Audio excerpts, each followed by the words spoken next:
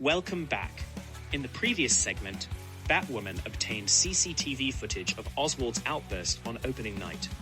She handed over the USB stick containing this crucial evidence to Harvey Dent, who had been present early that evening and was prepared to leverage this before making any statements.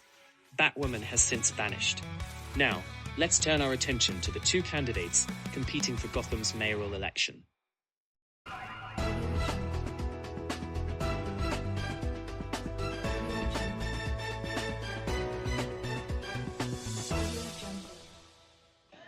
Welcome back to Question Time Gotham.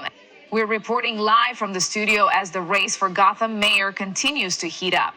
The upcoming election is just around the corner, and the two candidates, Don Mitchell Jr. and Hamilton Hill, are neck and neck in the polls. Both Mitchell and Hill have been campaigning tirelessly with the final push before Election Day upon us. With the election day fast approaching, the race for Gotham's mayorship is on everyone's mind. Will Gotham choose Mitchell or will they go with Hill? Whichever candidate wins the position, their policies and vision will determine the course for the future of this city for the foreseeable future. Here we have it, folks. The final mayoral debate between Don Mitchell Jr. and Hamilton Hill is about to begin. This final debate will provide the candidates with one last chance to make their case to the public before the vote. Let's see what the first question will be for Mitchell and Hill. Candidates, welcome back to the stage. With Gotham's current crime rates, one of the most important issues voters are concerned about is public safety. How do you plan to address this problem if elected as the city's new mayor? As mayor, I will prioritise public safety as one of my top priorities. One of my immediate initiatives will be a substantial increase in funding for the GCPD to ensure they have the resources and manpower needed to fight crime in Gotham. Improved training and equipment, as well as a larger presence on the streets to deter and prevent crime, are key steps I intend to take.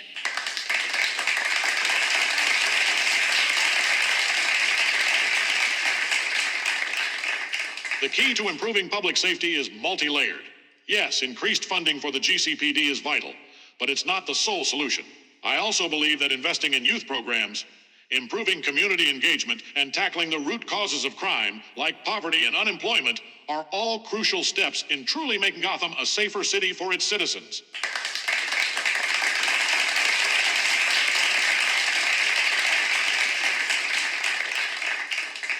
Candidates, another significant challenge that Gotham is facing is unemployment, particularly in the lower income areas of the city. What would you do as mayor to address this issue? As mayor, I would focus on attracting new businesses and industries to Gotham, which will create new jobs and opportunities for residents, especially in those lower income neighborhoods.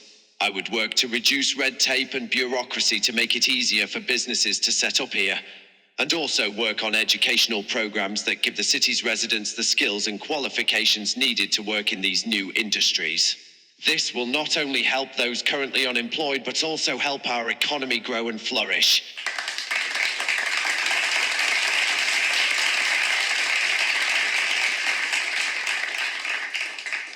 While drawing in new businesses and creating new jobs is crucial, it's also key to support and invest in the small businesses that already exist in Gotham, particularly in those lower income areas you mentioned. I would create incentives and resources to help these smaller businesses grow, as well as provide financial assistance and training for individuals looking to start their own businesses. By giving people the means to be financially independent and become job creators themselves, we can improve prosperity across Gotham. Interesting responses so far, folks.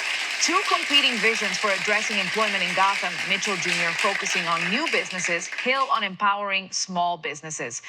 The candidates' views are becoming increasingly distinct on these issues. Candidates, the topic on many Gotham citizens' minds is the figure that has taken the city by storm in recent months, the vigilante known as Batwoman. She has been active in taking down criminal enterprises and prominent mob figures like Falcone. What are your thoughts on Gotham's mysterious new crime fighter and her actions? I'll be frank, I think Batwoman is a dangerous element in the city. She takes the law into her own hands, operates outside the law, and acts as judge, jury, and sometimes even executioner. Gotham needs the GCPD and the rule of law to maintain order, not some costume vigilante playing hero.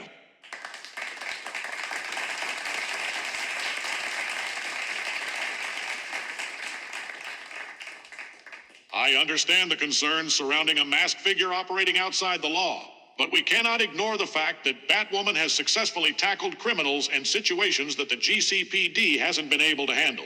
While I don't necessarily approve of her methods, she clearly is making a difference in Gotham. The candidates have given two quite different perspectives on Batwoman, with Mitchell Jr. being more critical and Hill taking a more measured approach. Quite the discussion, hmm?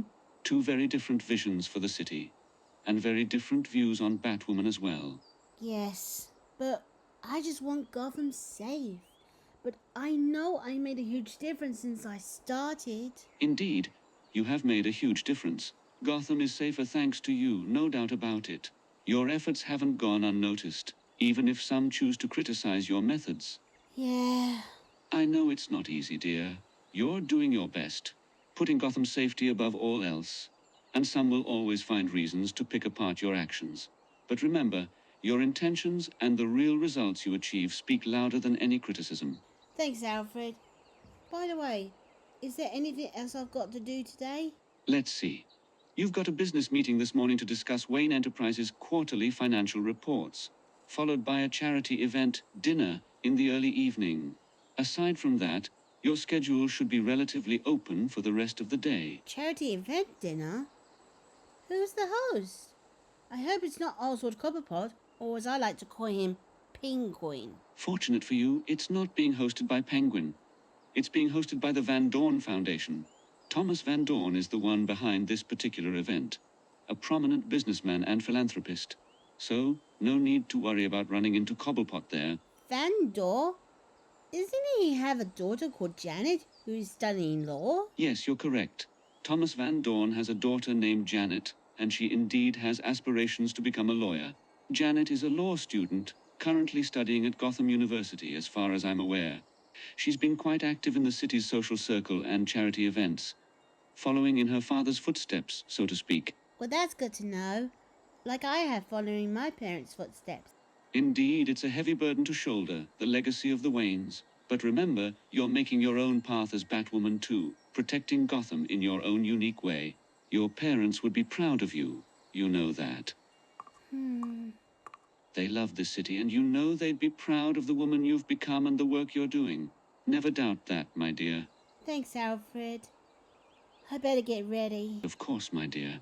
You have a lot on your plate today. You go ahead and prepare. I'll take care of everything here. You concentrate on the meeting and the charity event. You'll do great.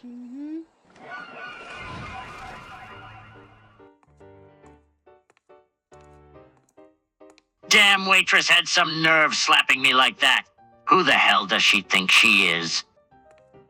Damn it, Dad, I need a drink. No staff, no customers, and a damn failure of an opening night. Could this day get any worse? Who the hell could that be? Hello? Cobblepot, this is Harvey Dent. We need to talk. It's about Selina and your little stunt last night at the opening night. Dent, what do you want? If you're here to nag about last night again, I'm not in the mood for a lecture. I'm not here to nag, Cobblepot. I'm here to discuss a proposition. Something that benefits us both, considering your little incident with Selina. I suggest you listen. Fine. You have my attention. What's this proposition, Dent? I've got better things to do than sit here chatting all day, you know. Straight to the chase, Cobblepot. I've spoken to Selina and seen the footage. I'm willing to represent her in court, take her case pro bono. But I have one condition. A condition, you say? Of course you'd want something, Dent. You lawyers always do. Let's hear it then. Oh, pay it on me. Here's my condition. I want you to drop all charges against Selina and refrain from retaliating against her. In return, I'll make sure the whole incident is dealt with quietly. No public spectacle or media attention. That's my deal. Take it or leave it. You're tough, Dent. I'll give you that. Fine. I'll agree to your stupid condition. Excellent. So we have a deal then. I'll handle Selina's case and ensure everything is handled quietly. No more incidents or confrontations. Understood, Cobblepot? Fine, Dent. You've got a deal. I won't press charges or retaliate against Selina. Now can we end this damn call? We've said everything that needs to be said. I ain't got all day, you know. That's all I needed to know. I'll take care of things on my end. Have a good day, Cobblepot. Try not to get into any more trouble, all right? Yeah, I'll try. Good day to you too, Dent. I hope I don't have to deal with your annoying ass again anytime soon. Damn pesky lawyer and his damn deals. To be continued. Keira Wayne heads to the charity dinner event hosted by the Van Don. But will it be a nice time for Keira? Plus, she gets a phone call, but something is wrong. But what is it? Stay tuned for the next part, and don't forget to like, comment, and even subscribe so you don't miss the next part.